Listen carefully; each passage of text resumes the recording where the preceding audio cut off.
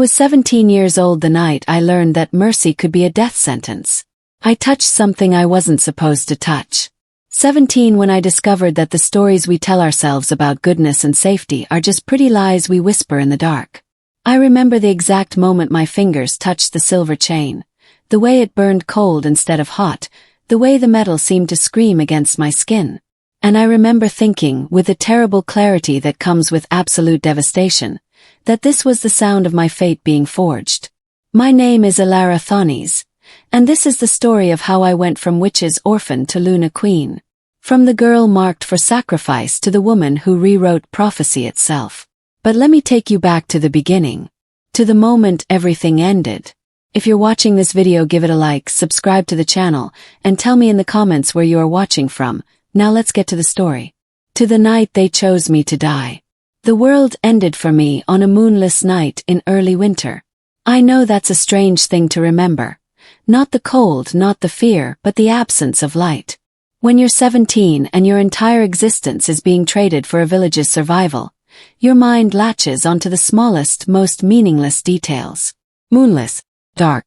The kind of darkness that makes you wonder if the sun will ever rise again. There had been no warning that evening. No preparation. No chance to say goodbye to the goats I tended or the nets I'd been mending down by the water. The famine had been strangling the northern villages for months. Crops withered in the fields, livestock died overnight, children grew thin and hollow-eyed. And the wolves, the Alpha King's wolves, they'd been circling closer to the borders. Watching. Waiting. The council decided we needed to appease them. I'd stopped expecting mercy years ago. After my mother died and the whispers started, witch's orphan, moon-cursed, those eyes, I'd learned to make myself invisible. To move through the village like a shadow, never quite meeting anyone's gaze, never giving them a reason to remember I existed. But somehow, some foolish part of me had hoped that invisibility would protect me. I was repairing fishing nets in the corner of the widow Marin's shed when I heard the footsteps. Heavy boots on frozen ground. Too many of them. My hands had been raw from the work, fingers cracked and bleeding from the coarse rope. But as I sat there in the gathering darkness, something strange happened. The pain began to fade. Not completely, but enough that I could flex my fingers without the sharp bite of torn skin. I stared at my hands, confused. The wounds were still there, but they looked older somehow, like they'd been healing for days instead of hours. I shook my head. Probably just the cold numbing them. Probably just. The shed door slammed open. There she is. Councilman Roth's voice cut through the darkness like a blade. His eyes, small, colorless things that had never held anything but contempt when they looked at me, gleamed with something I didn't recognize. Something that made my stomach twist into knots. "Come with us, girl," he said, jerking his head toward the open door where torches flickered in the wind. "Don't make this harder than it needs to be." I looked past him to the crowd gathered outside. The entire council. Widow Marin wringing her hands. Even old Tam the blacksmith, who'd sometimes slipped me bread when no one was looking, wouldn't meet my eyes. "Where?" My voice came out smaller than I wanted, barely more than a whisper. "Don't speak." Roth pointed a gnarled finger at me. "Don't question. Just move." I nodded, my body responding to commands before my mind could catch up. I was good at that. Obedience. At making myself smaller, quieter, less threatening.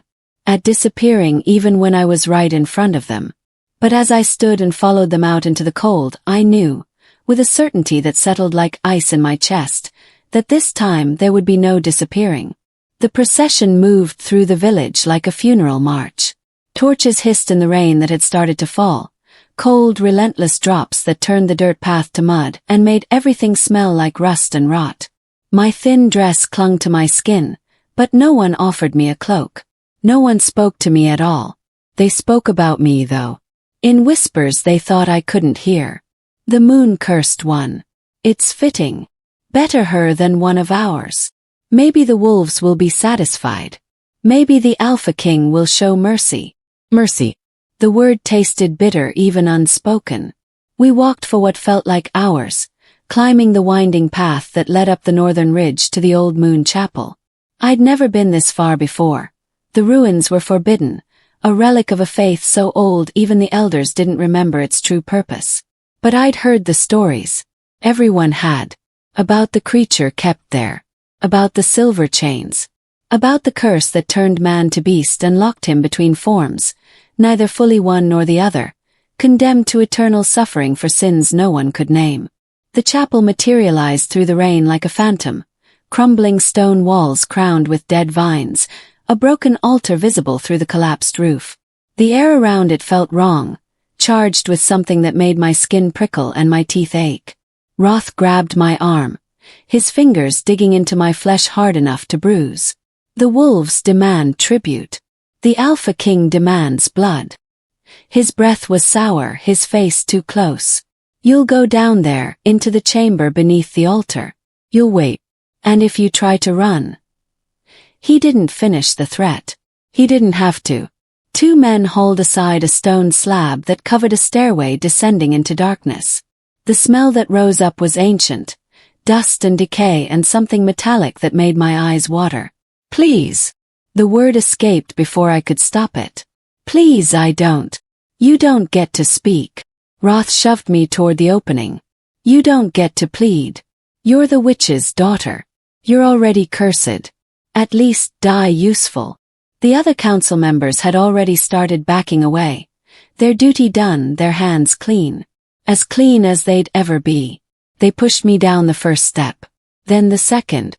By the third, my legs were shaking so badly I could barely stand. By the fifth, the stone slab scraped back into place above me, sealing out the rain, the torches, the last traces of the world I'd known. The darkness below was absolute. And then, from somewhere in that blackness I heard it. Breathing. Not human. Too deep, too ragged, rattling with pain. And beneath it, a sound like wind chimes in a storm, the soft, terrible music of silver chains dragging across stone. I couldn't see. Not at first. But slowly, as my eyes adjusted, I began to make out shapes in the gloom. The chamber was larger than I'd expected, carved from the living rock beneath the chapel. Ancient symbols covered the walls, spirals and crescents and creatures I didn't recognize, all etched deep into the stone. And in the center, beneath what remained of the altar above, he waited. The wolf. Even in the darkness, I could see the silver. It gleamed with its own cold light, wrapped around massive limbs, across a broad chest, binding him to the floor, to the walls, to the very bones of the earth. The chains weren't just restraints, they were alive with magic, pulsing with a rhythm that matched my own frantic heartbeat. And they were burning him. I could see it where the metal touched fur and flesh, the skin blackened and raw, weeping wounds that never healed, never stopped bleeding. The wolf's breathing came in shallow gasps, each one a struggle against pain that must have been unendurable. His eyes opened. Gold. Molten gold in the darkness, ancient and aware and fixed entirely on me. I should have run. Should have screamed. Should have pressed myself against the far wall and prayed for a death that came quickly. Instead, I took a step forward. I'm sorry, I whispered. The words felt inadequate, foolish. But they were all I had. The wolf's ears flicked forward. His massive head lifted slightly, chains rattling with the movement, and he made a sound. Not a growl, not quite. Something questioning. Something almost human. I moved closer, drawn by something I couldn't name. The pull was magnetic, irresistible, like the moon calling to the tide. My hand lifted of its own accord, reaching toward the nearest chain. The silver screamed. Not literally, but I felt it, a high, terrible note that vibrated through my bones and made my teeth ache. The wolf flinched, his whole body going rigid, and I saw something I didn't expect in those golden eyes. Recognition. He knew me. Somehow, impossibly, he knew me. I'm sorry, I said again, and this time my voice was steadier. I'm so sorry they left you like this. That they've been hurting you. That. My fingertips brushed the chain. The world cracked. The silver didn't just break, it shattered. The sound was like 1,000 bells being torn apart at once, a crystalline scream that reverberated through the chamber and up into my bones. The chain beneath my fingertips exploded into dust, glittering particles that hung suspended in the air like frozen starlight. Then the wolf moved. I'd never seen anything move that fast. One moment he was bound, broken, barely breathing. The next, he was surging upward with a roar that shook dust from the ancient ceiling. The remaining chains snapped like thread, silver links bursting apart in cascades of light. The force of it threw me backward against the stone wall, knocking the air from my lungs. The wolf rose to his full height, and I realized with sick terror that I'd underestimated him. He wasn't just large, he was massive, easily twice the size of any natural wolf. His shoulders level with my chest even on all fours. Silver dust clung to his dark fur, making him look like he'd been carved from shadow and starlight. And then he began to change. I'd heard stories of shifters, of course, everyone had. But hearing about transformation and witnessing it were entirely different things. His body seemed to tear itself apart and rebuild simultaneously, bones cracking and reforming, fur receding to reveal skin, limbs lengthening and reshaping. The sound was grotesque, wet and violent, accompanied by a scream that was half animal, half human agony. The air grew thick, heavy with power that tasted like copper and ozone. Silver dust swirled around him in a vortex, glowing brighter and brighter until I had to shield my eyes. When the light finally dimmed, a man stood where the wolf had been.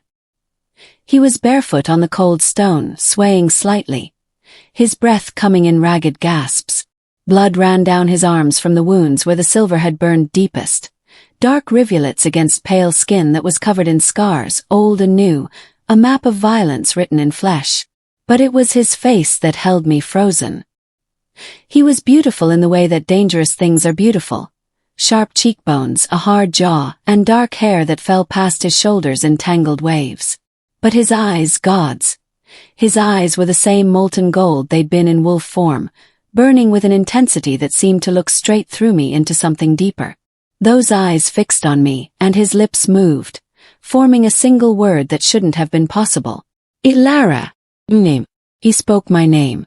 The sound of it in his voice, rough, broken, achingly familiar despite being utterly strange, sent ice flooding through my veins. How do you? I couldn't finish the question. Couldn't breathe properly. You can't. I never. You freed me. His voice was raw, like he'd been screaming for centuries. Maybe he had. He took a step toward me, still unsteady, one hand braced against the wall. After all this time. After everything. You actually. The chapel above us groaned. Cracks spider-webbed across the ceiling as the unbinding's power continued to radiate outward, destabilizing the ancient structure. Dust and small stones began to rain down. That broke through my paralysis. Ran. I didn't think. Couldn't think beyond the primal need to escape, to get out, to put distance between myself and whatever I'd just unleashed. My feet found the stairs by muscle memory, my hands scrabbling against rough stone as I climbed. The slab covering the entrance was still in place. Course it was. The council had sealed me in to die. I threw my weight against it, shoulder screaming in protest. It didn't budge. I tried again, panic rising in my throat like bile. Again. Move. His voice came from directly behind me, close enough that I could feel the heat radiating from his skin, could smell copper and something wild, like pine forests and winter storms. I flattened myself against the wall as his hand reached past me, barely brushing my shoulder. He pushed the stone slab aside one-handed as if it weighed nothing, muscle shifting beneath scarred skin. The night air that rushed in was sweeter than any wine. I bolted through the opening without looking back. The world outside had changed.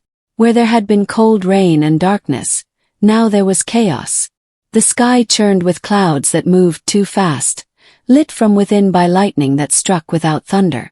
The wind howled through the ruins with voices that sounded almost human, almost like words. And the forest was screaming. Trees bent and thrashed despite there being no wind strong enough to move them. Wolves howled in the distance, their calls layered and overlapping until it sounded like 100 throats singing the same terrible song. The very ground beneath my feet vibrated with power. The unbinding. This was what I'd done. What I'd released. I ran anyway, plunging into the forest with no direction, no plan, just the desperate need to escape. Branches tore at my dress and skin. Roots seemed to reach up to trip me. Behind me I could hear him. Not running, not chasing exactly, but following with the inevitability of a shadow. Ilara! My name again, carried on a wind that shouldn't exist. You can't run from this. From me. Watch me, I gasped and pushed myself harder, faster. I made it perhaps another 100 yards before he caught me. One moment I was running, the next the world tilted sideways and I was on my back in the mud. His weight pinning me down and his hands on my wrists holding them above my head. Not cruelly. His grip was almost gentle, but absolutely firm, unbreakable. Close, his eyes were worse. They held centuries of pain and rage and something else. Something that looked almost like wonder. You should have left me, he said softly. Should have let the silver finish what it started. Let go of me. I tried to twist away, but it was like fighting stone. Please, I didn't mean to, I didn't know. Didn't you? His head tilted, studying me with an intensity that made my skin burn. You felt the pull. The recognition. Don't tell me you didn't. He was right. I had felt it. That inexplicable draw that had made me reach for the chains when every instinct screamed to run. I don't understand any of this, I whispered. I don't know who you are or what I've done or why you know my name. Kale. The word was heavy, weighted with history. My name is Kale Varen. And you know exactly what you've done. He released one of my wrists, and before I could pull away, he pressed his thumb against the pulse point on my other wrist. His skin was burning hot, feverish. Then he dragged his thumb across my skin, and I felt something tear. Not my flesh, but something deeper, something I hadn't known existed until it was being marked. Light bloomed where he touched me. Silver light, bright as the chains had been, but somehow different. Live. It spread from his thumb in a thin line that wrapped around my wrist like a bracelet, like a shackle, burning and freezing simultaneously. I screamed. You've unbound death, girl. His voice was rough, almost regretful. The silver mark pulsed between us, linking us, binding us. Now it's yours to carry. The pain was exquisite, unbearable. It felt like he was writing something directly onto my soul, etching a claim that would never fade. My vision blurred, darkening at the edges. What have you? But I never finished the question. Kale's eyes rolled back, his body convulsing. He collapsed half on top of me, the mark on my wrist flaring so bright I could see it through my closed eyelids. His skin was burning up, the wounds from the silver chains reopening and bleeding fresh. The unbinding was killing him. I tried to push him off, to crawl away, but my limbs wouldn't obey. The mark was draining something from me, pulling at my energy, my life force, feeding it into him even as he died. Through the haze of pain and exhaustion, I heard new sounds. A step. Many of them. Shouts in the distance. Massive power surge. Chapels destroyed. Someone's out here. Soldiers. Patrol from one of the nearby outposts, drawn by the unbinding's display. I tried to call out, to warn them or beg for help. I wasn't sure which. But my tongue was heavy, my thoughts scattering like startled birds. Strong hands grabbed me, pulling me away from Kale's unconscious form. I heard more shouting, the ring of steel being drawn. It's him, gods above, it's the chained king. How is he free? How is he? The girl, look at her wrist. Silver mark. Blood bond. She's his redeemer. The words washed over me without meaning. The world was fading, going soft and distant. I caught a glimpse of Kale being hauled to his feet by 3 men who could barely hold him even unconscious, of horses appearing from the darkness, of the mark on my wrist pulsing in time with my slowing heartbeat. Then nothing. I woke to motion. My head throbbed, my wrist burned, and every muscle in my body ached like I'd been trampled. It took several moments to orient myself. I was on horseback, sitting sideways across the saddle, my hands bound with rough rope that bit into my skin. The rider behind me was silent, solid, radiating heat despite the cold mountain air. I didn't need to turn to know it was Kale. "You're awake." His voice rumbled through his chest, through me. Good. I was beginning to wonder if the binding had taken too much. I tried to speak, but my throat was raw, my lips cracked. He shifted slightly, and a water skin appeared in my peripheral vision. "Drink." It wasn't a request. When I didn't immediately respond, he brought it to my lips himself, tipping it carefully. The water was cold and tasted faintly of metal, but I drank greedily. "Where are you taking me?" My voice came out as barely a rasp. "Black Spire Keep." He said it simply, as if it should mean something to me. "My home. What's left of it, anyway?" I tried to twist around to see his face, but the rope in his arm across my waist kept me firmly in place. "Let me go. Please, I have to. The village will think I'm dead, they'll." "The village wanted you dead." His voice was flat, emotionless. "They sacrificed you. Left you in that chamber to rot. Or did you forget that part already?" I hadn't forgotten. But the reality of it hadn't fully settled.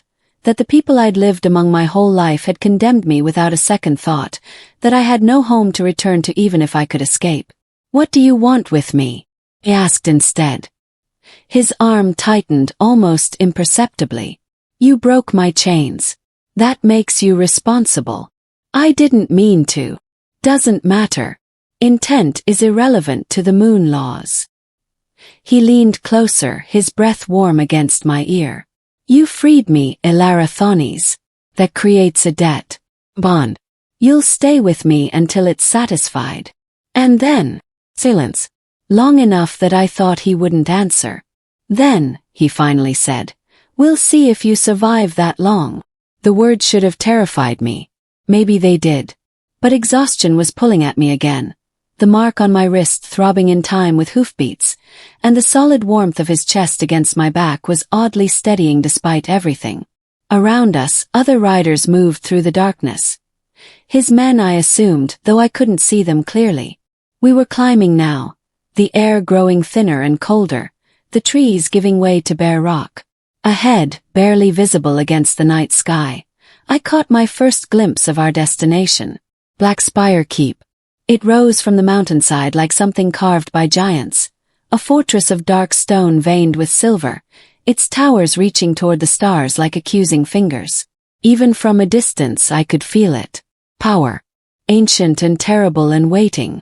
"Welcome to your new home, little redeemer," Kale murmured against my hair. "Try not to die before you're useful." The mark on my wrist pulsed, and somehow, impossibly, I could have sworn I felt an answering pulse from him. Connected. Bound. Mine, something whispered in the back of my mind. Not my voice. Not quite his either. The gates of Black Spire loomed before us, opening like a mouth ready to swallow us whole. And as we rode through into the courtyard beyond, into a world of half-shifted warriors and silver-veined stone and eyes that glowed in the darkness, I realized with absolute certainty that my old life hadn't just ended in that chapel. It had been unmade. And whatever I was becoming in its place, whatever Kale had marked me as, I was only beginning to understand.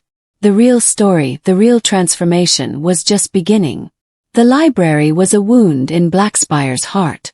I found it 3 days after the courtyard incident, following a trail of silver veins that pulsed brighter whenever I walked past certain corridors. The mark on my wrist had become a compass of sorts, pulling me toward places of power within the keep. The old armory where cursed weapons hung in silent rows, the throne room where Kale's chair sat empty and dust-covered, and finally here, the chapel library, or what remained of it. The room must have been magnificent once. Vaulted ceilings stretched overhead, carved with constellations that still glowed faintly in the darkness. Shelves lined every wall, floor to ceiling, but most were collapsed now, books scattered across the floor like fallen leaves. At the far end, a massive window of stained glass depicted a woman in white robes, her hands raised to the moon, silver chains flowing from her fingertips. Sereth. Had to be. I stepped over a fallen beam, my boots crunching on broken glass, and felt the weight of centuries pressing down. This was where Cale had been sentenced, where his fate had been sealed. The very stones remembered violence. I could feel it thrumming beneath my feet, a resonance that made the mark on my wrist ache. You shouldn't be here. I spun to find Darius in the doorway, his half-wolf form silhouetted against the corridor light. His human eye was concerned. His wolf eye glowed with warning. Why not? I kept my voice steady, though my heart was racing. Am I a prisoner or a guest? You're the Redeemer. He stepped into the room, moving with that peculiar gait the cursed ones had, neither fully human nor fully beast. This place. It's dangerous for someone like you. The curse is strongest here, where it was first woven. It remembers Luna magic. It hungers for it. As if to punctuate his words, the silver veins in the floor brightened, reaching toward me like luminous fingers. I stepped back instinctively. I need to understand, I said. The curse, the mark, what happened here. If I'm supposed to help break this, I need to know the truth. Darius regarded me silently for a long moment. Then he moved to one of the still-standing shelves and pulled down a leather-bound tome, its cover marked with the same crescent moon that decorated my palm. Her personal journal, he said quietly. The Luna priestess. Lord Cale forbade anyone from touching it, but he offered it to me. Perhaps that's because he knew someone would come. Someone who needed to read it. The book was heavy in my hands, warm despite the chapel's chill. When I opened it, the pages seemed to glow, silver script appearing as if written in living light. I have done a terrible thing, the first entry began. But I could not let him live free. Not after what he did. Not after my Celeste. My hands trembled. I sank down onto a fallen column, unable to look away from the words. The curse must be precise. Brutal enough to punish, but not so cruel as to kill. For death would be mercy, and mercy is what he denied my daughter. He will be beast and man, forever torn between two natures, never at peace in either. Silver will bind him, burn him, remind him always of what he is. And there he will remain until one comes who can look upon a monster and see a man worth saving. I turned the page, my throat tight. I have woven my blood into the chains. Only blood of my blood can break them. But here is my cruelty, my vengeance refined. That same blood can also renew the curse, make it eternal, bind him beyond even death's reach. The choice will be theirs.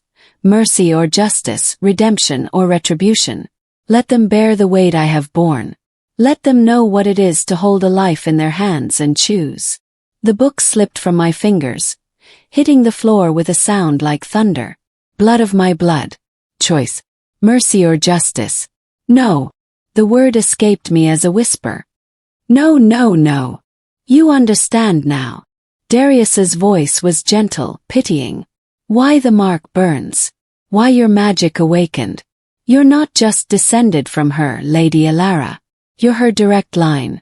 Mother to daughter, passing down the gift and the burden through the centuries.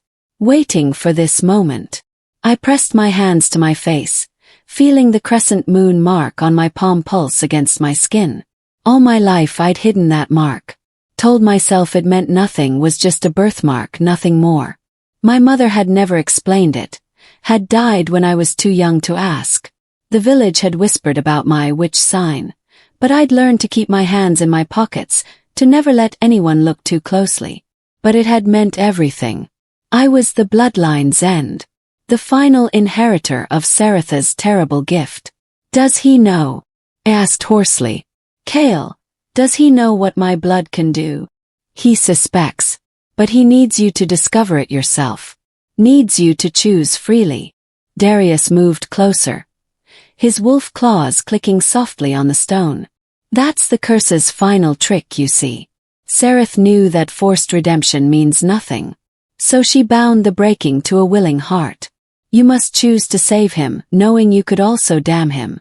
Knowing that your mercy might be foolishness, that the monster might still be a monster beneath the chains. A sound from the doorway made us both turn. Cale stood there, shadows clinging to him like a cloak. How long had he been listening? "Leave us, Darius." It wasn't a request. The cursed warrior bowed his head and retreated, casting one last concerned glance at me before disappearing into the corridor. Cale entered the chapel slowly, his eyes fixed on me. In the silver light, he looked almost spectral, too pale, too sharp-edged, something caught between life and death. "You read it, then." He nodded toward the fallen journal. "Seretha's confession. She was my ancestor." My voice sounded hollow even to my own ears. "My blood can break the curse. Or make it eternal." "Yes. You knew." "I suspected." He circled around a collapsed shelf, never taking his eyes off me. "The moment you freed me, I felt it, the connection, the potential. Your blood sings the same song as hers. But where hers was all rage and grief, yours." He paused. "Yours is different. Softer. Dangerous in a different way." I stood, anger finally cutting through the shock. "You should have told me. Would you have believed me? Would you have stayed?" He stopped a few feet away, and I saw the exhaustion in his face, the pain he always carried. "You wanted to run the moment you understood what the mark meant. If I told you that your choice would determine not just my fate but the fate of every cursed shifter in this keep, would you have done anything but flee?" He was right, and I hated him for it. "What do you want from me, Cale?" "The truth." He laughed, bitter and sharp. "I want you to break it. End this nightmare. Let me finally die or finally live. I don't care which anymore. 3 centuries of this is enough. And your warriors. The cursed ones who look at me like I'm their salvation." His jaw tightened. "If you break my curse, theirs should break too. We're all bound to the same source." Seretha's rage channeled through me. "I'm the anchor. Free me, and theoretically they all go free." Theoretically. Nothing about this curse is certain. Sereth made sure of that. He moved to the stained glass window, staring up at the image of his tormentor. "She was brilliant, you know. A true Luna priestess, one of the last. She could have used her power to heal, to protect, to nurture life. Instead, she used it to create the most perfect punishment ever devised." There was something in his voice, not quite admiration but close. Respect for an enemy who'd bested him so completely. I picked up the journal, holding it carefully. "Tell me what happened. Not the legend, not the curse. The truth. What did you do to make her hate you enough to give up everything for revenge?" Cale was silent for so long I thought he wouldn't answer. Then he began to speak, his voice low and rough, like the words were being torn from him. "I was a king. Not a good one, never pretended to be. I took the throne young, after my father died in a hunting accident. My half-brother Corvin thought he should rule instead. He was older after all. Never mind that he was a bastard, born to a kitchen maid. Never mind that our father had legitimized me, chosen me as heir." He turned from the window, his golden eyes distant, lost in memory. "Corvin gathered supporters. Nobles who thought I was too young, too reckless. He would have challenged me openly, but he's a coward, always has been. So he worked in shadows instead. Whispers and schemes and poison in the wine. You survived. Obviously." His smile was grim. "But survival wasn't enough. I needed to send a message. Show strength. Prove I was a king to be feared, not a boy to be manipulated." Understanding was beginning to dawn, cold and terrible. The village that sheltered Corvin when his coup failed, that hid him from my soldiers, that claimed ignorance when we searched for him. Cale's hands clenched into fists. I gave them one chance, turn him over or face the consequences. They refused. So I made an example. You burned it. Every building. Every person. He said it flatly without inflection, but I saw the muscle jumping in his jaw. Men, women, children, I didn't care. They defied their king. They'd chosen a traitor over their rightful lord. They paid the price. Including Seretha's daughter. Including Celeste. He closed his eyes. 7 years old. She had a dog, I remember. A little brown mongrel that barked at my soldiers. It died trying to protect her. The casual detail made it worse somehow. More real. I could picture it. The terrified child, the loyal dog, the flames rising. Sereth was my advisor, Cale continued. She'd been part of my father's council, stayed on to help me transition to the throne. I trusted her, valued her counsel. When she begged me to spare the village, I thought she was being weak, sentimental. I told her that mercy was a luxury kings couldn't afford. And then she cursed you. 3 days later, I was in my throne room, celebrating the victory over Corvin's supporters. She walked in during the feast, her hands glowing with Luna magic, her eyes. He shook his head. I'd never seen such hatred. She spoke the words of binding, wove the chains from moonlight and her own blood, and dragged me screaming to this chapel. Chained me to the floor where her daughter had been blessed as an infant. Left me there to burn. He looked at me then, really looked at me, and I saw the truth in his face. The guilt that had festered for 3 centuries, the self-loathing that no amount of time could diminish. So you see, Elara, I'm not cursed because of some mistake. Not because of one moment of poor judgment. I earned every second of this torment. I was exactly the monster she named me. I should have felt vindicated. Should have felt justified in my fear and anger. Instead, I found myself thinking of the man who'd caught me when I collapsed, who'd promised me freedom, who suffered through partial transformations every full moon without complaint. People change, I said quietly. He laughed. Do they? Or do they just learn to hide what they are? You've had 300 years to think about what you did. 300 years of punishment. That changes a person. Or it breaks them. He moved closer, and I saw the silver scars on his chest through his open shirt, the curse burning eternally beneath his skin. I've had plenty of time to regret my actions, Elara. Plenty of time to wish I'd made different choices. But regret doesn't erase what I did. It doesn't bring back the dead. No. But it matters. I clutched the journal tighter. Sereth wanted you to suffer, yes. But she also wanted you to understand. That's why she made the curse breakable. Why she left the possibility of redemption. Or she wanted to torture me with hope. Make me yearn for freedom I'd never have. Maybe. I opened the journal again, flipping to the later entries. Or maybe she was wiser than that. I found what I was looking for and began to read aloud. I have bound the monster. But monsters are made, not born. If one should come who sees past the beast to the man beneath, if one should choose mercy knowing the full weight of his crimes, then perhaps there is hope for redemption after all. Not his redemption. For I fear I have become the very thing I sought to punish. Merciless, cruel, willing to inflict eternal suffering for finite sins. Let the chains test not just him, but all who come after. Let them choose what I could not. Compassion over vengeance. Healing over harm. Love over hate. My voice broke on the last words. Love. As if love had anything to do with this twisted situation.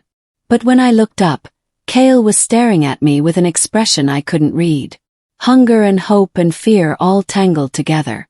You think you can save me, he said softly. You actually believe it's possible. I think. I paused, trying to find the right words. I think you've suffered enough. I think 300 years of agony is enough punishment for anyone, even a king who forgot his humanity. And I think Sereth knew that deep down. That's why she wrote that entry. Why she left the possibility open. You're naive. Maybe. Or maybe you've been chained so long you've forgotten what freedom looks like. He moved then, closing the distance between us in 2 long strides. His hand came up to cup my face, thumb brushing across my cheekbone with surprising gentleness. You have no idea what you're offering, he said, his voice rough. Breaking the curse won't be easy. 'Twill require sacrifice, blood, pain. Things you can't imagine. Then tell me. Explain it. I didn't pull away, even though I should have. The mark on my wrist was burning hot, pulling me toward him like gravity. What do I need to do? His eyes dropped to my lips. I don't know. Sereth didn't leave instructions, just cryptic prophecies and impossible conditions. But I know it will cost you. Everything Sereth did had a price. We were too close now. I could feel his breath on my face, could see the silver flecks in his golden eyes, could hear his heartbeat thundering in time with my own. The mark pulsed between us, a bridge of light and heat connecting our souls. Kale. I started, but I didn't know how to finish. Didn't know what I was asking for. He leaned in slowly, giving me time to pull away, time to stop this before it started. But I didn't move. Couldn't move. The mark, the bond, something deeper than either. It held me frozen, wanting and terrified in equal measure. His lips were a breath from mine when the entire keep shuddered. We broke apart as books crashed from the shelves, as cracks appeared in the stone floor, as the silver veins blazed so bright they hurt to look at. The stained glass window of Sereth shattered, raining colored fragments that sang as they fell. What? I grabbed Kale's arm to steady myself as another tremor hit, stronger this time. He was already moving toward the door, his body shifting partially, not into full wolf form, but something in between, faster and stronger than human. Stay here, he commanded. Like hell. But he was already gone. His footsteps echoing down the corridor at inhuman speed. I followed, clutching Sereth's journal, my heart racing. The courtyard was chaos. The cursed warriors had assembled, weapons drawn, all facing north where the mountains rose black against the sky. And there, winding down from the peaks, I saw them, torches. Hundreds of them. Thousands. An army moving through the darkness like a river of fire. Darius met us at the courtyard entrance. His face grim. Corvin's forces. They crossed the Widow's Pass 3 days ago. Scouts just confirmed. They'll reach us by dawn. Kale's curse was creative and sharp. Impossible.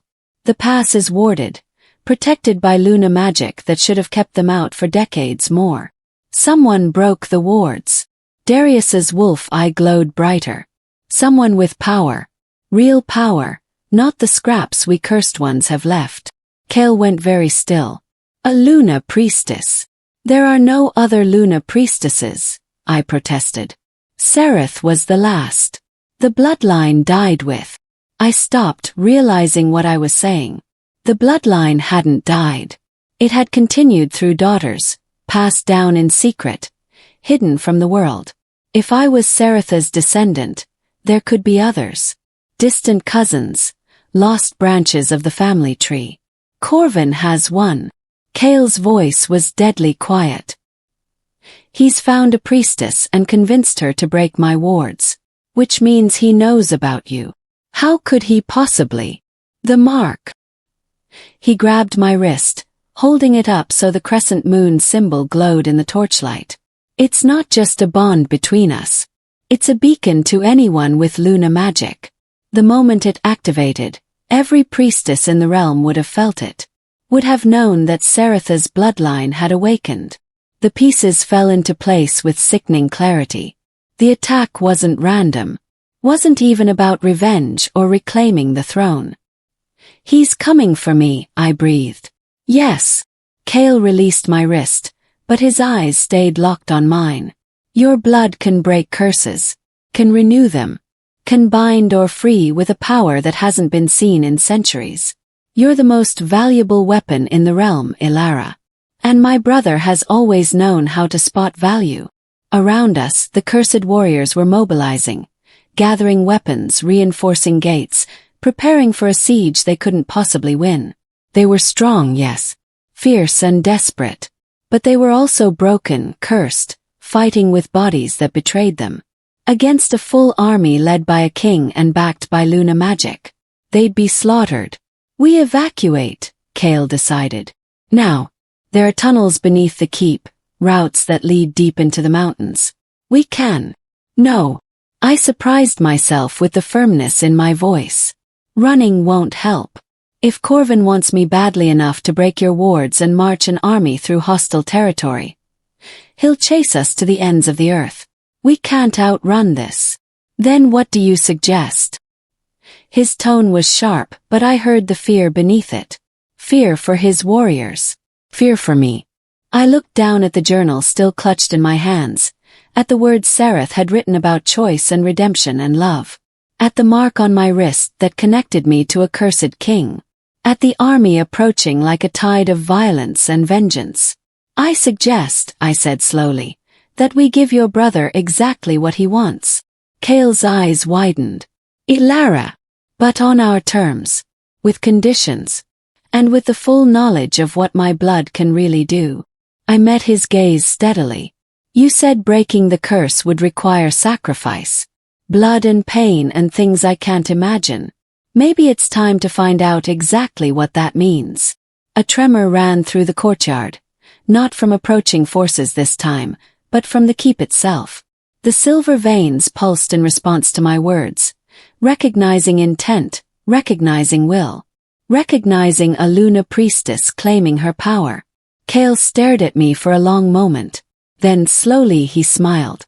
It was a terrible smile, all sharp edges and dark promise. You're either very brave or very foolish, little redeemer. Maybe both. I squared my shoulders. But I didn't come this far, didn't wake this power, didn't bind myself to you just to run and hide. If there's a way to break this curse and save your people, we're going to find it. Even if we have to go through your brother to do it. Darius was watching us with something like awe. She really is Sereth's heir, he murmured. Blood calls to blood. Another tremor. The torches on the mountain growing closer. Cale turned to his warriors. Evacuate the weak and wounded. Everyone else battle positions. We hold until dawn, then we negotiate. His hand found mine, fingers intertwining in a gesture that had nothing to do with the mark and everything to do with choice. And we pray to whatever gods still listen that the Redeemer knows what she's doing. I didn't. Not really. But as I stood there, surrounded by cursed warriors and threatened by an approaching army, with a journal full of dark magic pressed to my chest and a bond mark burning on my wrist, I felt something I hadn't felt since the village. Certainty. This was why I'd been born with Luna magic. Why I'd been drawn to that chapel. Why I'd broken chains I should have left alone. Not to redeem a monster. To rewrite the ending of a story that had been told wrong from the start. Above us, the moon emerged from behind clouds, nearly full and blazing silver. And somewhere in the approaching army, I felt another Luna priestess looking back, recognizing a sister, a rival, a mirror. The game was about to begin. And the stakes were higher than anyone had imagined. They came with the moon. I stood on the battlements beside Cale as the first volley struck, and for a moment I didn't understand what I was seeing. The arrows caught the moonlight as they arced overhead, transforming into streaks of liquid silver that sang as they fell. Then the screaming started. Down! Cale slammed into me, driving us both behind the stone parapet as the arrows hit. Where they struck flesh, they didn't just wound, they burned. Silver ignited cursed blood like oil, turning warriors into living torches. I watched in horror as a wolf guard fell not 10 feet away, an arrow through his shoulder. The silver spread from the wound like frost across glass, racing through his veins, turning his skin translucent. He convulsed once, twice, then went still, frozen in a half-transformed state.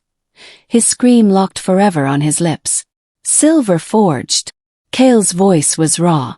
Luna blessed and dipped in molten silver. They burn us from the inside out.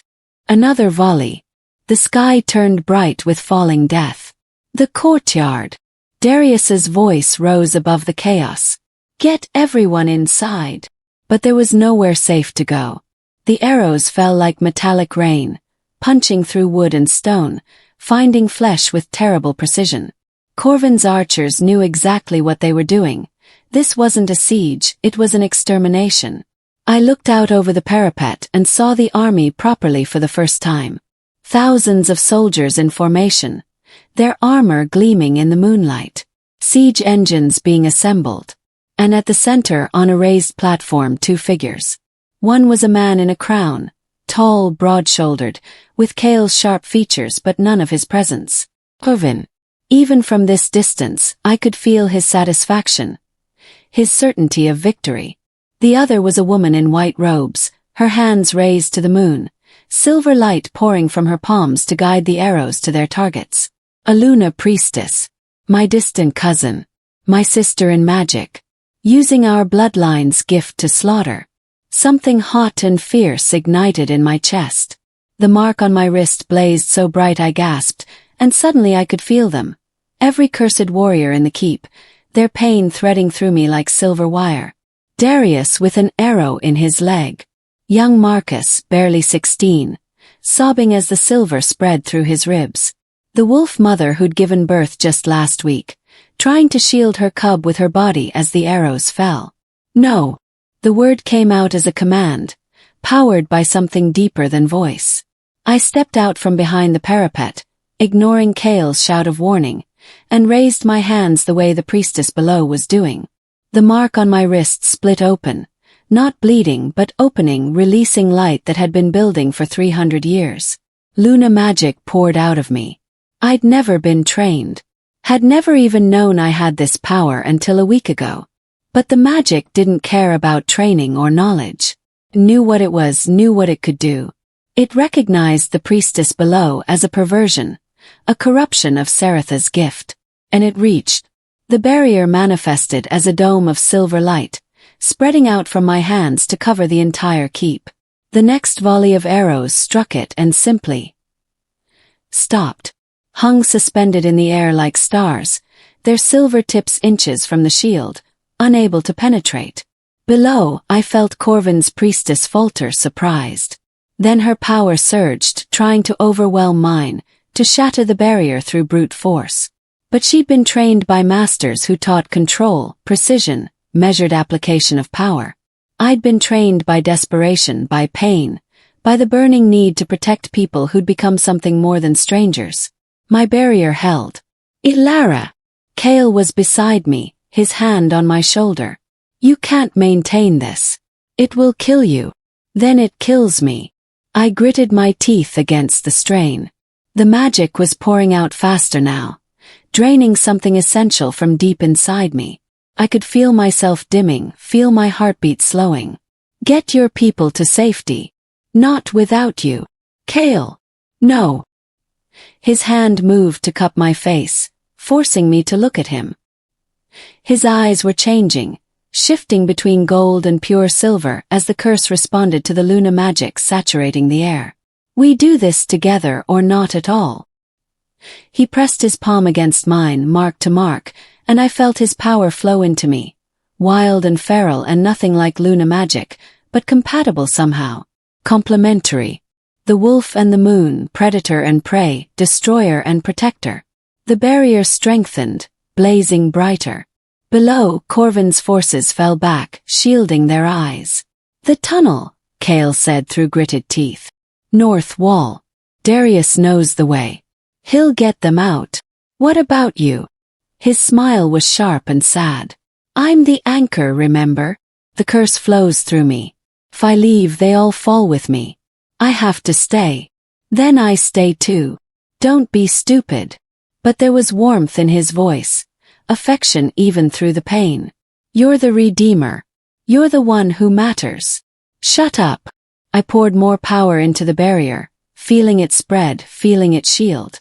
You matter. All of you matter. That's the whole point. Another surge from the priestess below.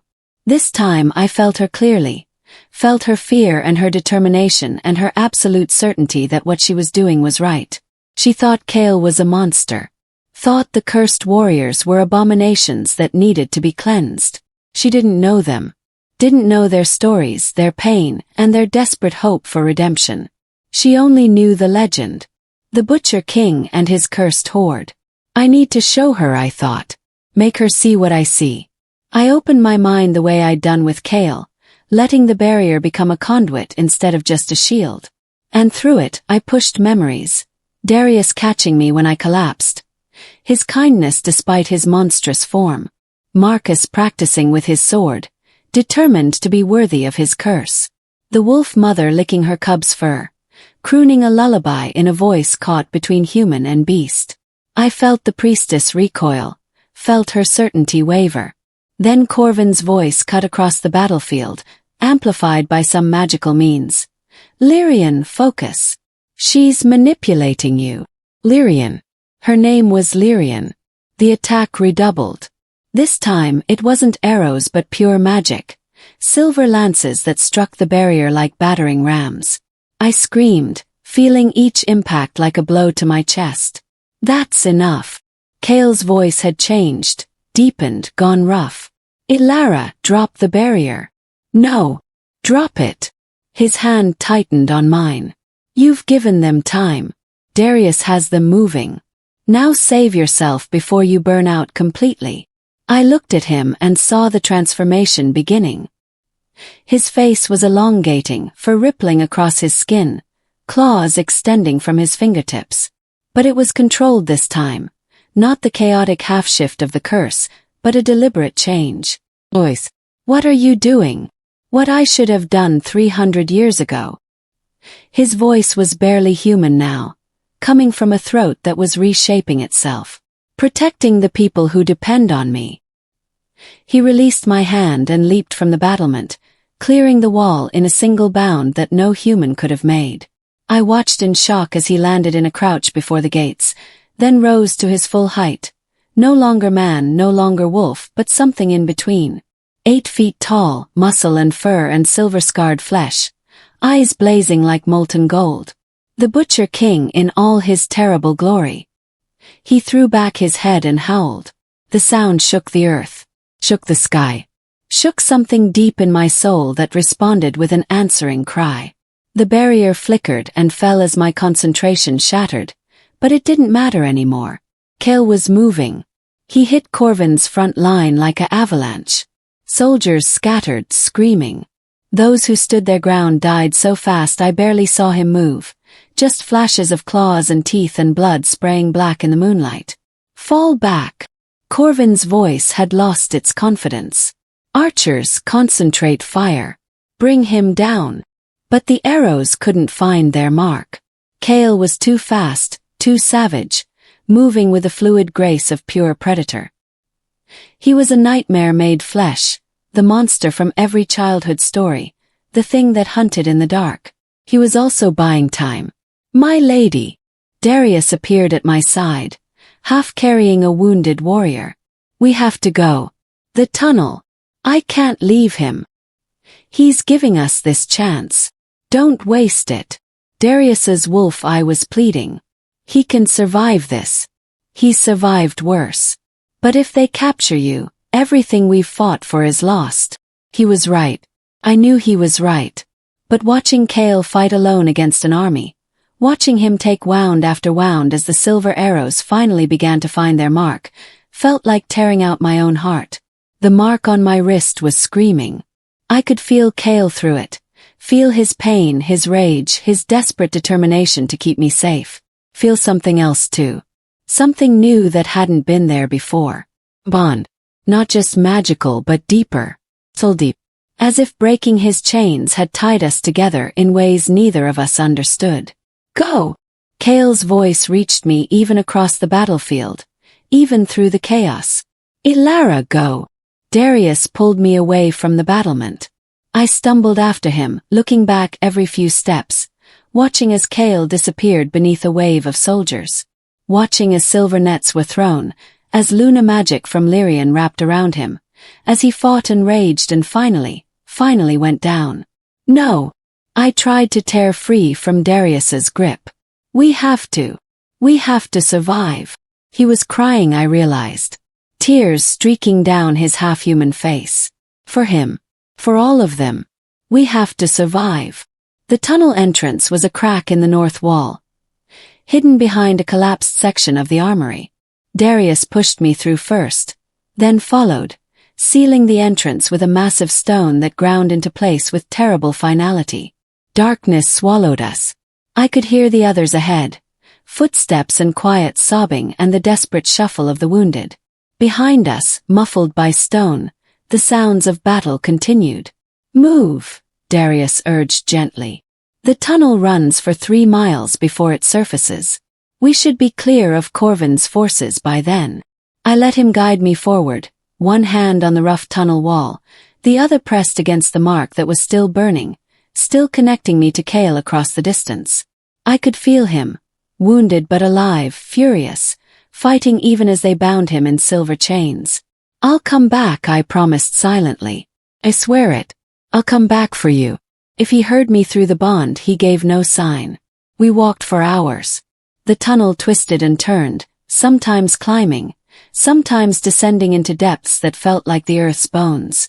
The cursed warriors moved in silence, too exhausted and traumatized for words.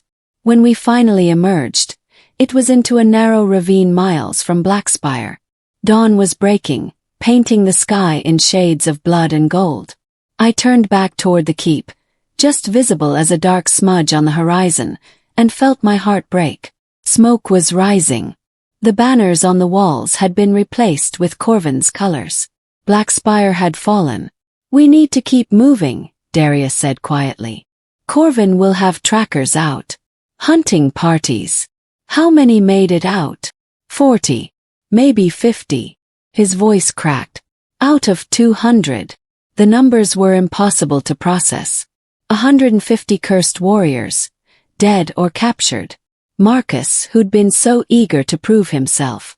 The wolf mother and her cub. All the others who'd looked at me with hope, who'd believed I could save them.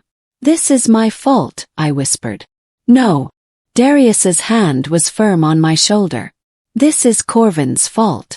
And Seretha's, for creating a curse that made us targets. And Cale's, for the choices he made 3 centuries ago.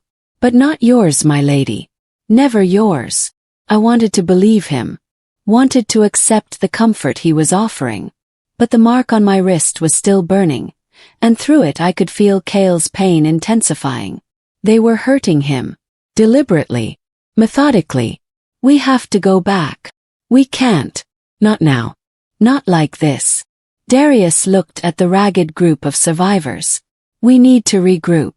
Find allies. Plan. There's no time for." Sound cut me off. Hoofbeats. Many of them coming fast. Into the trees. Darius shoved me toward the forest line. "Everyone hide." But it was too late. The riders crested the ridge above us. A dozen mounted knights in Corvin's colors, with someone in white robes at their head. "Lyrian." She raised her hand and silver light erupted, wrapping around us like chains. I tried to summon my own power, but I was too exhausted, too drained from maintaining the barrier. My magic sputtered and died. The knights surrounded us, weapons drawn. The cursed warriors growled and snarled, but they were wounded, outnumbered, helpless. Lyrian rode forward on a white mare, looking down at me with eyes the same color as mine. Pale silver blue, marks of Seretha's bloodline. "Hello, cousin," she said softly. "I've been waiting to meet you." Before I could respond, one of the knights dismounted and grabbed me, forcing my hands behind my back. Silver manacles clicked around my wrists, burning where they touched the mark. "Don't hurt her," Lyrian said sharply. "She's too valuable to damage." "What about the others?" The knight gestured to Darius and the surviving warriors. Lyrian considered them with cold calculation. "Let them go." "My lady." "Drop it." His hand tightened on mine. "You've given them time. Darius has them moving. Now save yourself before you burn out completely." I looked at him and saw the transformation beginning. His face was elongating, fur rippling across his skin, claws extending from his fingertips. But it was controlled this time, not the chaotic half-shift of the curse, but a deliberate change. "Lois, what are you doing?" "What I should have done 300 years ago." His voice was barely human now, coming from a throat that was reshaping itself. "Protecting the people who depend on me." He released my hand and leaped from the battlement, clearing the wall in a single bound that no human could have made. I watched in shock as he landed in a crouch before the gates, then rose to his full height. No longer man, no longer wolf, but something in between. 8 feet tall, muscle and fur and silver-scarred flesh, eyes blazing like molten gold. The Butcher King in all his terrible glory. He threw back his head and howled. The sound shook the earth, shook the sky, shook something deep in my soul that responded with an answering cry.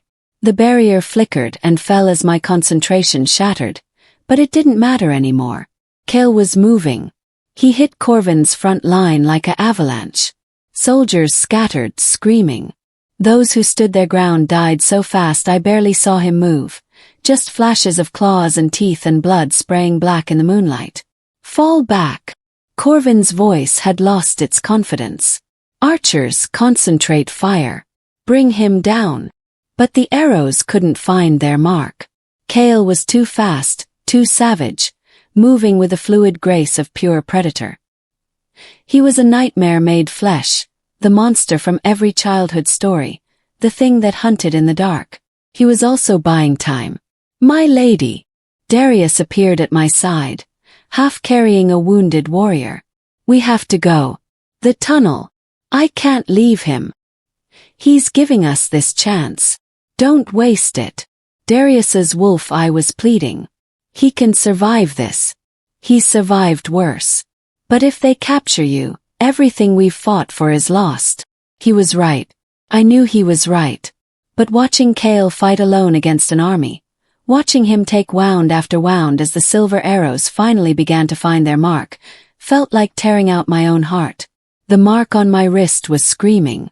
I could feel Kale through it, feel his pain, his rage, his desperate determination to keep me safe. Feel something else too. Something new that hadn't been there before. Bond. Not just magical but deeper. Soul deep. As if breaking his chains had tied us together in ways neither of us understood. Go! Kale's voice reached me even across the battlefield, even through the chaos. Ilara, go! Darius pulled me away from the battlement. I stumbled after him, looking back every few steps, watching as Kale disappeared beneath a wave of soldiers. Watching as silver nets were thrown, as Luna magic from Lyrian wrapped around him, as he fought and raged and finally went down. No! I tried to tear free from Darius's grip. We have to survive. He was crying, I realized. Tears streaking down his half-human face. For him. For all of them. We have to survive. The tunnel entrance was a crack in the north wall, hidden behind a collapsed section of the armory. Darius pushed me through first, then followed, sealing the entrance with a massive stone that ground into place with terrible finality. Darkness swallowed us. I could hear the others ahead, footsteps and quiet sobbing and the desperate shuffle of the wounded. Behind us, muffled by stone, the sounds of battle continued. Move, Darius urged gently. The tunnel runs for 3 miles before it surfaces. We should be clear of Corvin's forces by then.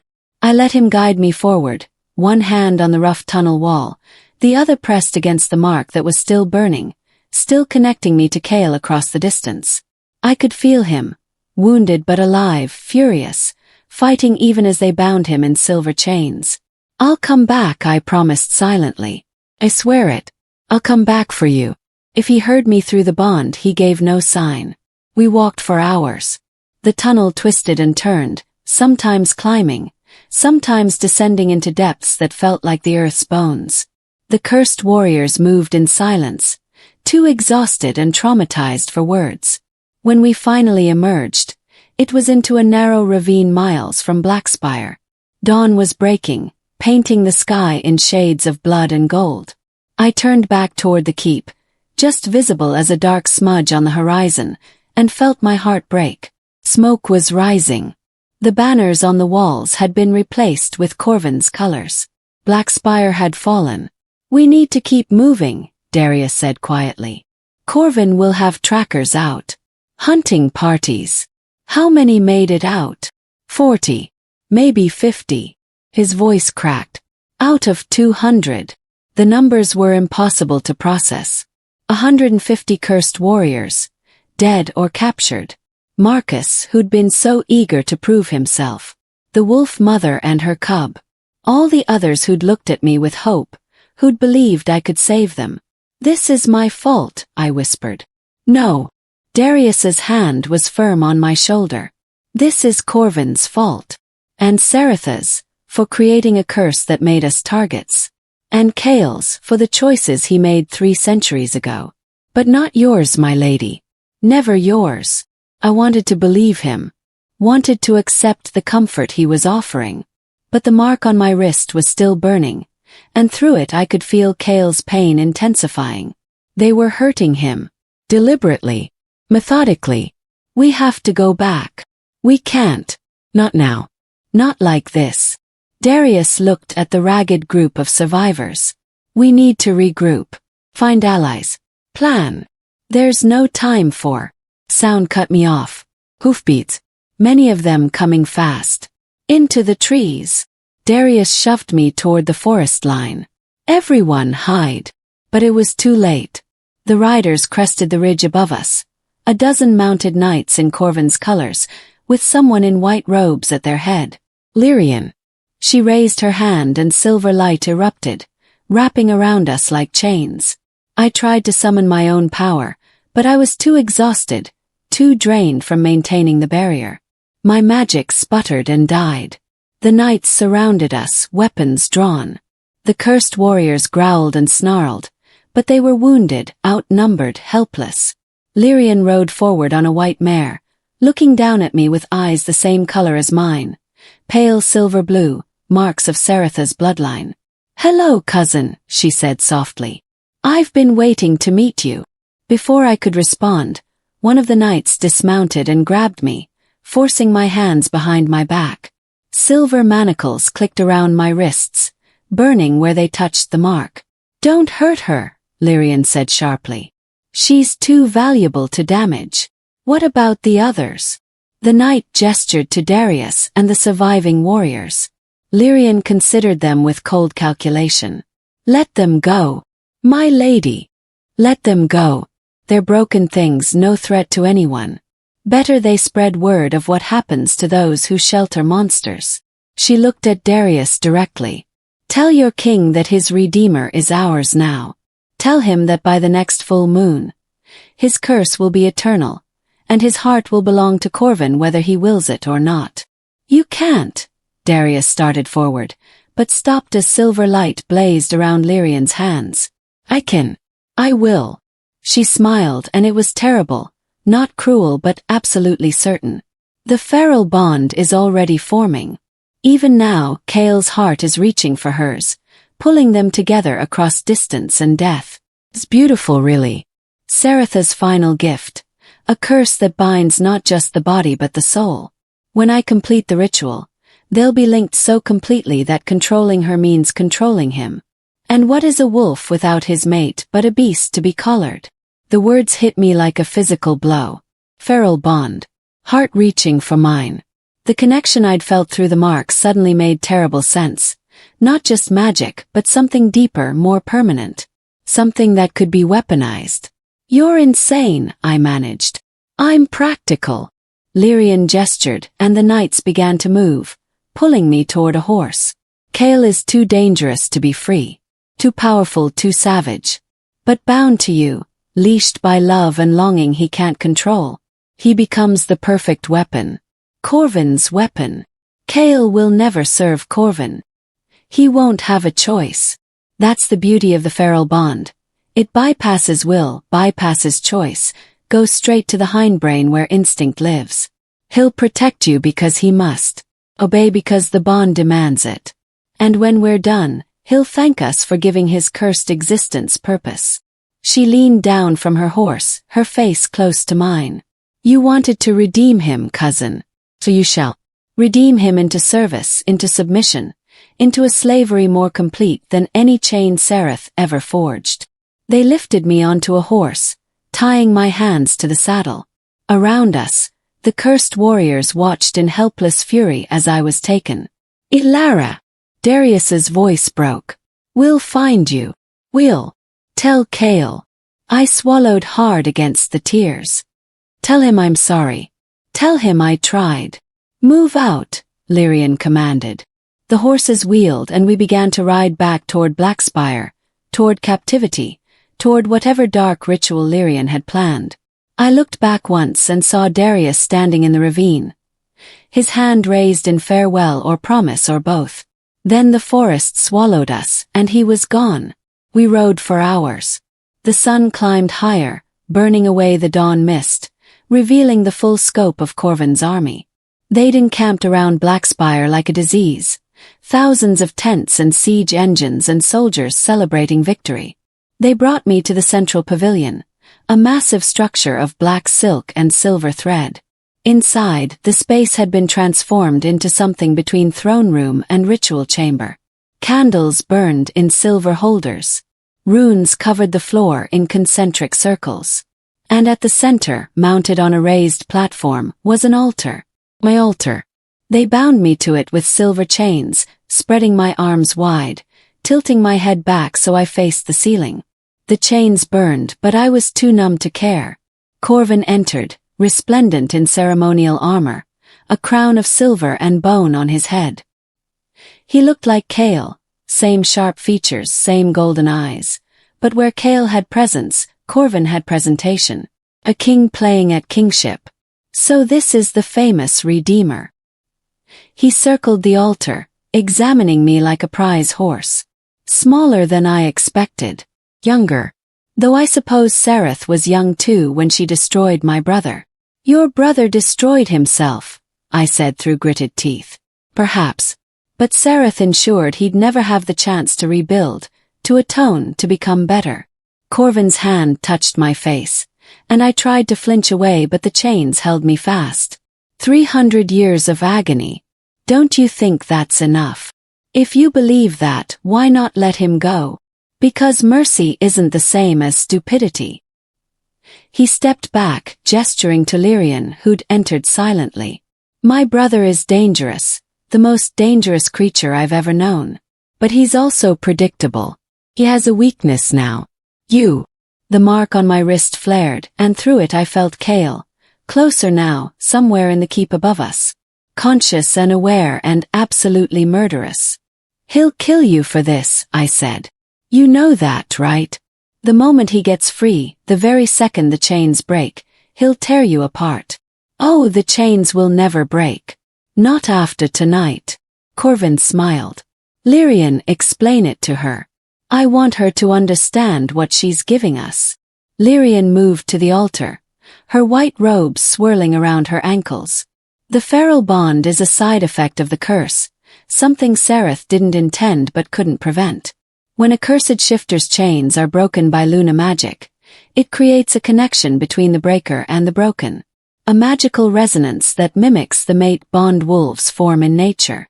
She placed her hand over my heart, and I felt her magic probe inward, examining the connection. Normally, it's harmless. A slight awareness of each other, some emotional bleed-through. But if nurtured, if forced to grow, she smiled. Becomes absolute, total. A bond so deep that harming one harms the other. Controlling one controls the other. Killing one kills the other. You're going to force it, I realized. Use my blood to strengthen the bond until it's unbreakable. Yes. And then we'll use the bond to leash Kale completely. He'll serve Corvin or watch you suffer.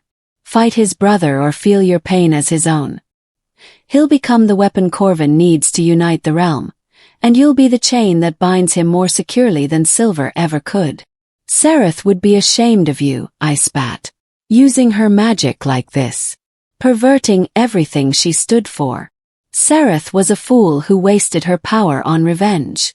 Lyrian's eyes flashed. I honor her by using that power for something greater. Peace Ilera. Order. A realm united under a just king, protected by a controlled beast. Isn't that better than chaos and war? There's no justice in slavery. No. But there's survival. She straightened, moving to a table where ritual implements were laid out. The ceremony begins at moonrise. By dawn, you'll be bound to Kale so completely you won't remember what it felt like to be separate. And he'll be ours. Forever. She left, taking Corvin with her. Guards remained, standing at the pavilion entrance, but otherwise I was alone. I tested the chains. Pure silver, Luna-blessed, designed specifically to hold someone with my power. They didn't just bind, they drained. I could feel my magic seeping away, flowing into the altar beneath me. Above, somewhere in the keep, I felt Kale rage against his own chains. Felt his fury and his fear and his desperate, useless determination to reach me. "I'm sorry I thought through the bond. I'm so sorry." His response came back like a physical blow. Not words but raw emotion. Denial and defiance and something that felt terrifyingly like love. No, not love. Couldn't be love. We barely knew each other. This was just the bond, the curse, the feral magic pulling us together. Wasn't it? I closed my eyes, trying to think, trying to plan. There had to be a way out. Had to be something I could do, some weakness I could exploit. But I was chained to an altar in the center of an enemy camp, drained of magic, with a ritual designed to enslave me and Kale both looming in just hours. For the first time since this nightmare began, I felt truly helpless. Then, distant but unmistakable, a howl rose into the afternoon sky. It was Kale's voice, transformed by the curse, distorted by pain and rage, but still his. Still calling to me across the distance between us. The sound was both plea and promise. "I'm coming," it said. "Hold on. I'm coming." I opened my eyes and stared up at the pavilion ceiling, at the silver runes that would seal my fate, at the chains that held me prisoner. And somewhere deep inside, in the place where the mark burned and the bond thrummed and my magic waited to be awakened, I made my own promise. I won't let them use me against you. Whatever it takes, whatever it costs, I won't be the chain that binds you. Even if it meant breaking myself to keep that promise. Even if it meant death. Outside, the sun continued its journey toward the horizon, toward moonrise, toward the moment when everything would change. The ritual was coming. And one way or another by dawn the curse and my fate would be decided. The moon rose blood-red over Blackspire. I watched it climb through the opening in the pavilion ceiling, feeling its power wash over me like a tide. The silver chains burned hotter in response, drinking in the lunar energy, channeling it into the ritual circles beneath the altar. Lyrian stood at the head of the platform, her white robes replaced with ceremonial vestments of silver and black. Her hands were raised, palms glowing with Luna magic as she chanted in the old tongue, words I shouldn't have understood but did, thanks to the blood we shared. Seretha's daughter, Seretha's heir, bind the broken, chain the beast. Corvin watched from his throne at the pavilion's edge, satisfaction written across his face. Behind him stood a dozen mages, their combined power feeding into Lyrian's spell, amplifying it beyond what any single priestess could achieve. The ritual circles began to glow. I felt it start in my chest, a tearing sensation, as if something essential was being ripped away. The bond to Kale flared to life, no longer a gentle awareness but a roaring connection that lit up every nerve. Through it, I felt him above in the keep, struggling against his chains, howling in rage and pain as the ritual reached out to ensnare him too. Blood to blood, soul to soul, wolf to moon, complete the whole. The mark on my wrist split open. Not metaphorically this time. It actually opened, a crescent-shaped wound that wept silver light instead of blood. The light flowed down my arm, across my chest, sinking into my heart like hooks. I screamed. Through the bond, Kale screamed with me. "Beautiful," Lyrian breathed, her eyes wide with terrible wonder. "The feral bond is manifesting. I can see it. Silver threads connecting your hearts, your souls, weaving tighter with every breath.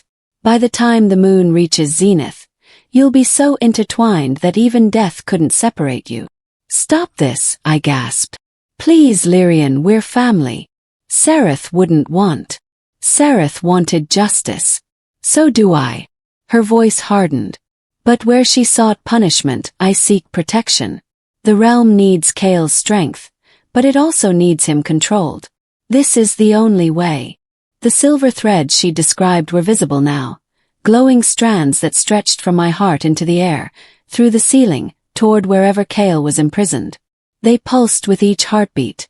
Mine or his, I couldn't tell anymore.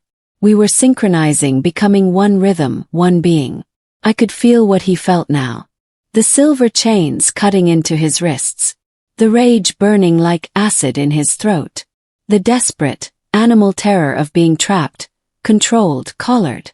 And underneath it all, something else. Something that made my breath catch and my own heart ache in response. Don't let them do this to you. His thoughts came through clearly now, riding the bond like a current. Don't let them make you a slave because of me. I don't know how to stop it. Then I will. The certainty in those words should have comforted me. Instead, they sent ice through my veins. Because I could feel what he was planning, the wild, suicidal desperation of it. He was going to break free. Whatever it cost. Whatever it took. Even if it killed him. Kale, no. But it was too late. Above us, something exploded. The entire pavilion shook. Corvin surged to his feet, shouting orders.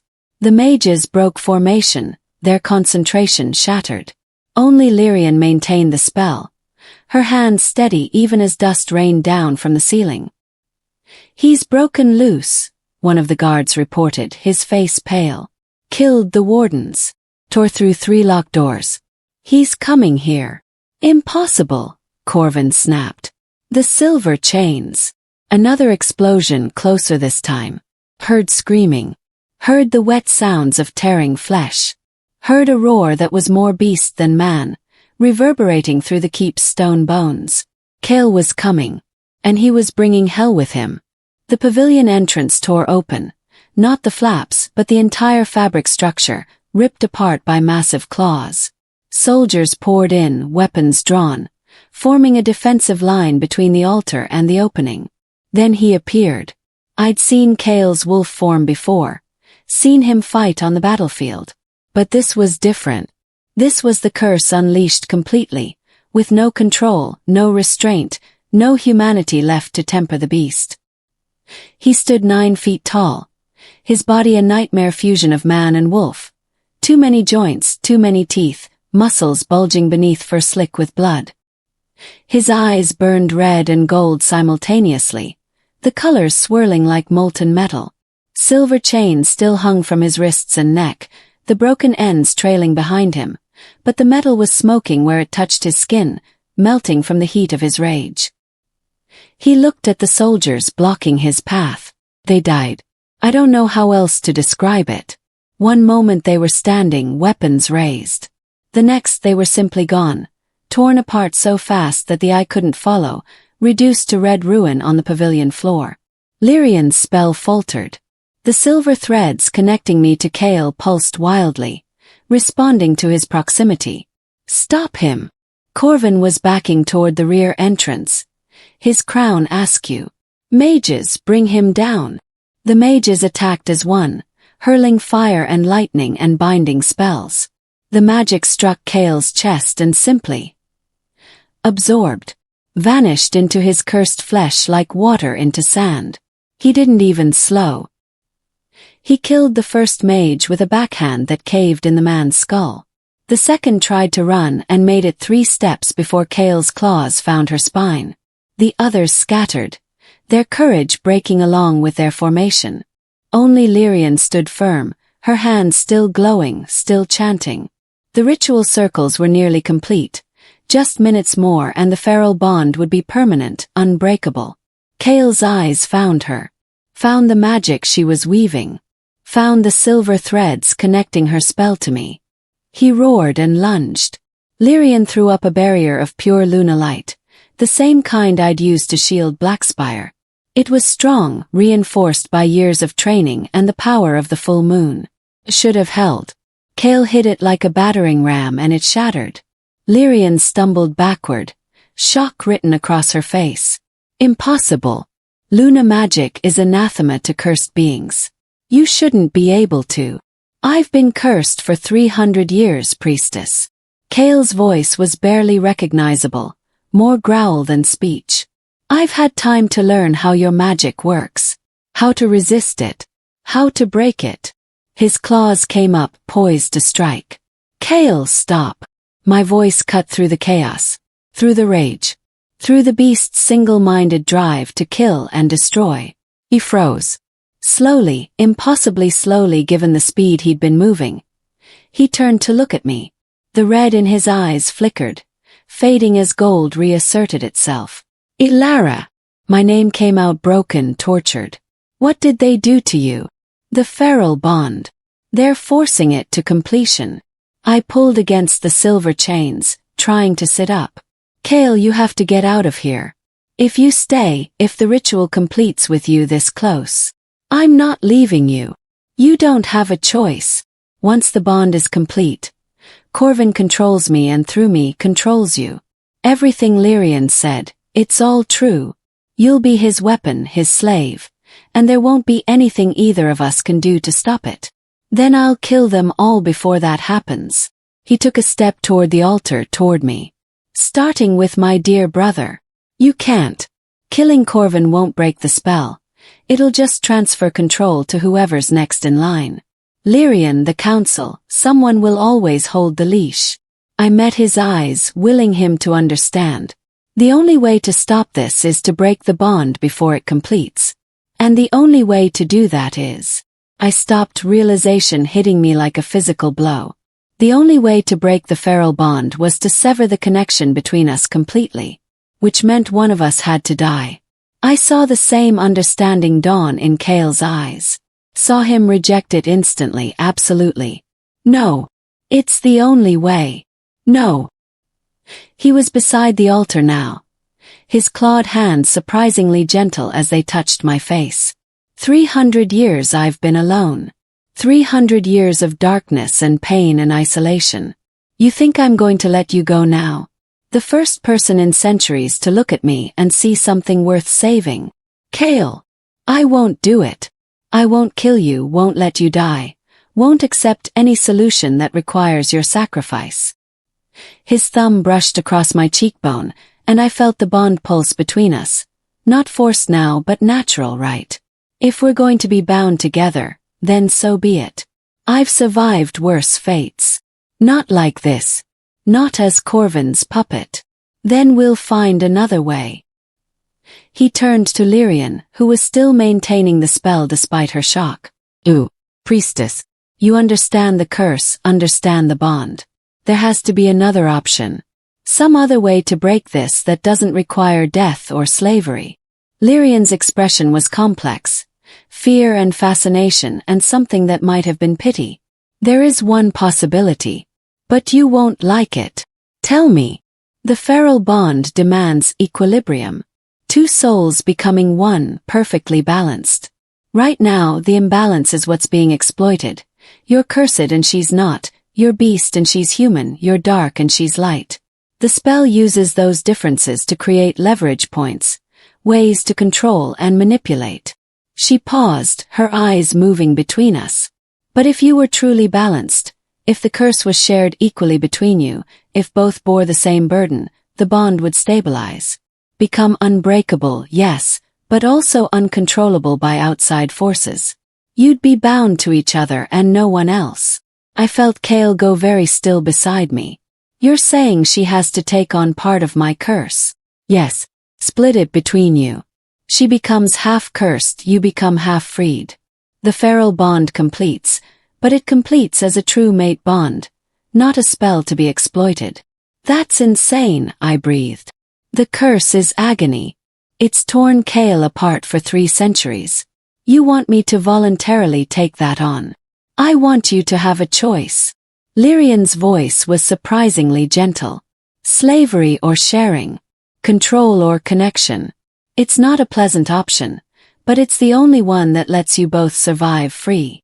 The ritual circles were blazing now, nearly complete. Through the pavilion opening, I could see the moon at its zenith, the moment of maximum power rapidly approaching. How long do we have? Kale asked. Minutes. Maybe less. Lyrian lowered her hands, letting the spell coast on its own momentum. Choose quickly. Once the moon passes zenith, the bond will complete one way or another. Kale looked at me, and I saw everything in his eyes. The hope, the guilt, the desperate love that had grown between us despite the impossibility of it all. "Don't," he said quietly. "Don't choose this because you think you have to save me. Don't sacrifice yourself for a monster who doesn't deserve it. You're not a monster. I killed children, Ilara. Burned innocents. I earned every second of this curse. And you've paid for it. 300 years of pain, that's enough." Sereth knew it was enough. That's why she made the curse breakable. I pulled against the silver chains, wishing I could touch him, wishing I could make him understand. "I'm not choosing this because I have to. I'm choosing it because I want to. Because you deserve a chance at redemption, at freedom, at life. You'll hate me. When the pain starts, when you feel what I've felt, you'll hate me. Maybe. Or maybe I'll finally understand you completely."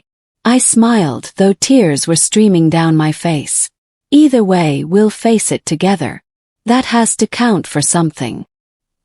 He closed his eyes, and I felt his internal struggle through the bond, the desire to accept warring with the need to protect me from himself. "Please, Kale. Let me do this. Let me choose you the way you chose to protect me." His eyes opened. Gold clear, human. "Swear to me," he said hoarsely. "Swear that if it becomes too much, if the curse breaks you, you'll let me find a way to end it. End us if necessary. I won't trap you in agony the way I've been trapped. I swear." He turned to Lyrian. "Do it. Split the curse. Complete the bond on our terms, not Corvin's." Lyrian nodded and raised her hands again, but this time the magic was different. Softer, silver instead of harsh white. "This will hurt. Both of you. The curse doesn't divide easily. We can take it," I said. She began to chant, and the ritual circles shifted, reconfiguring from a spell of control to one of sharing. The silver threads connecting Kale and me blazed brighter, and I felt the curse flow through them. Not the feral bond magic, but the original curse itself, the agony Sereth had woven 3 centuries ago. Hit me like liquid fire. My back arched off the altar, every muscle seizing. The curse was alive, I realized. A thing of rage and pain and bitter grief that had festered in Kale's blood for centuries. It recognized me as Sereth's heir and hated me for it. Fought against the transfer, tried to burn me from the inside out. Through the bond, I felt Kale screaming my name, felt his own pain as the curse was torn away. Not relief but loss, as if part of his identity was being ripped out. Then the curse settled, split between us, and the world went white. When I could see again, the silver chains had shattered. I was free, sitting up on the altar, my whole body trembling. My hands looked the same but felt different. Stronger, sharper, as if claws waited just beneath the skin. Kale knelt beside me, transformed. He was human again. Fully human for the first time in 3 centuries, but marked by what he'd survived. Silver scars covered his chest in the pattern of Sereth's chains. His eyes were still gold, still wild, but they held human intelligence, human emotion. Around us, the pavilion was silent. Corvin stood at the rear entrance, frozen in shock. The remaining mages had fled. The soldiers were dead. Only Lyrian remained, watching with an expression that might have been sorrow or satisfaction or both. "It's done," she said quietly. "The bond is complete. The curse is shared. You're free of outside control." She looked at Corvin. "And your plan is ash, cousin. I'm sorry." "Sorry." Corvin's face was purple with rage. "You were supposed to bind him, not free him. I was supposed to bring peace. This is closer to peace than slavery would have been." Lyrian's magic flared, and suddenly Corvin couldn't move, couldn't speak. "Go. Both of you. Before I change my mind about letting you leave." Kale stood slowly, offering me his hand. I took it, feeling the curse move in my blood. Not painful now, but present, waiting. We were bound together in a way that went beyond magic, beyond choice. We walked toward the entrance. Past Lyrian, who nodded once, a gesture of respect between equals. Past the frozen Corvin, whose eyes promised vengeance if he ever got free. We stepped out into the night. The full moon hung overhead, no longer blood red but silver and pure. Its light washed over us, and I felt the curse respond, my bones beginning to shift, to change. I gasped, panic rising, but Kale was there, his hand firm on my shoulder. "Breathe," he said. "Don't fight it. The curse is part of you now, but so is your Luna magic. They balance each other. You won't lose control unless you choose to." I focused on his voice, on the bond between us, and slowly the shifting stopped. My bones settled back into their human configuration. The curse retreated, waiting but no longer demanding. "How do you stand it?" I whispered. "The constant pull, the waiting transformation. You get used to it. And you won't be alone in learning. I'll teach you control, show you how to live with both natures." He pulled me close, his arms warm around me. "I'm sorry. For all of this. For being the monster whose curse you had to share. You're not a monster. Not anymore. Maybe not ever, really. Just a man who made terrible choices and paid for them." I looked up at him. "And now we both get to choose differently. Together." Behind us, in the pavilion, something exploded. We turned to see Corvin breaking free of Lyrian's binding, see him raise his hands and unleash raw magic at the priestess who'd betrayed him. Lyrian's shield went up, but too late. The blast caught her side, spinning her around. Who fell? The ritual circles, still active and unstable without her guidance, pulsed once. Then they detonated. The explosion was pure silver light, a nova that consumed the pavilion and spread outward like a wave. Kale grabbed me and ran, his enhanced speed carrying us clear as the blast tore through Corvin's camp. When the light faded, the pavilion was gone. The ritual circles were gone. Corvin's throne, his soldiers, his carefully constructed siege. All gone, reduced to ash and char. In the center of the devastation, two figures lay motionless. Corvin and Lyrian, caught in the ritual's collapse, destroyed by the magic they'd tried to wield. "She saved us," I said numbly. At the end, she chose to stop Corvin even knowing it would kill her. "Family is complicated." Kale's voice was rough with emotion. "She wanted to control me, but she also wanted to protect you. Those two desires couldn't coexist, so she made a choice." We stood there for a long moment, watching smoke rise into the moonlit sky. Then from the forest, figures began to emerge. Cursed warriors, Darius at their head, his face splitting into a relieved grin when he saw us. "My lord! My lady!" He ran forward, then stopped, confusion crossing his face. "The curse. I can still feel it, but it's different. Lighter. It's shared now," Kale said. "Between Ilara and me. The bond is complete, but on our terms. And that means..." He paused, considering. "That means the anchor point has split. You're not bound to me alone anymore. You're bound to both of us. The curse should be weaker, more manageable." As if to confirm his words, Darius's wolf features began to recede. Not disappearing. He'd never be fully human again, but settling into a more balanced state. Half man, half wolf, but in harmony instead of conflict. Around the clearing, other cursed warriors were experiencing the same shift. Their transformation stabilizing, their pain easing. "You really did it," Darius breathed. "You freed us. Not completely, but enough. Enough to live. Enough to live." It wasn't the fairy tale ending I might have imagined. The curse wasn't broken, just shared and stabilized. Corvin was dead, but his army remained, leaderless and dangerous. Black Spire was damaged, the realm was still fractured, and I was now bound to a cursed king by magic I barely understood. But we were alive. We were free. We were together. And that was enough. 6 weeks later, I stood on the balcony of Blackspire's eastern tower, watching the sun set over the mountains. The keep had been repaired mostly, walls rebuilt, gates rehung, the worst of the damage made good. Below, in the courtyard, cursed warriors trained with Kale, their movements fluid and controlled now that the curse's worst effects had eased. Children played among them, refugees from the war who'd found shelter here, who'd learned that monsters weren't always monstrous. My wrists bore bracelets of melted silver, forged from the chains that had bound me on the altar. I'd kept them, transformed them, made them symbols of choice instead of captivity. They caught the dying light, gleaming soft and pure. The council sent another messenger. I turned to find Kale in the doorway, no longer wearing the crown that had once marked him as Butcher King.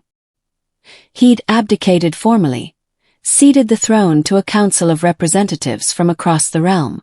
He was just Kale now, Lord of Blackspire, guardian of the cursed, my partner in this strange new life we'd built. What did they want this time? They're calling you savior. Want you to tour the realm, show the people that Luna magic can heal instead of harm. Rebuild faith in the old ways. He moved to stand beside me, his hand finding mine naturally. They don't know the full truth, of course. Don't know that saving me required you to damn yourself. I'm not damned. Just changed. I felt the curse stir in my blood, felt my bones wanting to shift. But I held it back easily now, after weeks of practice. And they're right about one thing, Luna magic can heal. Look at Darius, at Marcus, at all the others. They're not cured, but they're living instead of just surviving. That's worth celebrating. Is it enough for you? His question was quiet, serious. This life, this existence. You could leave.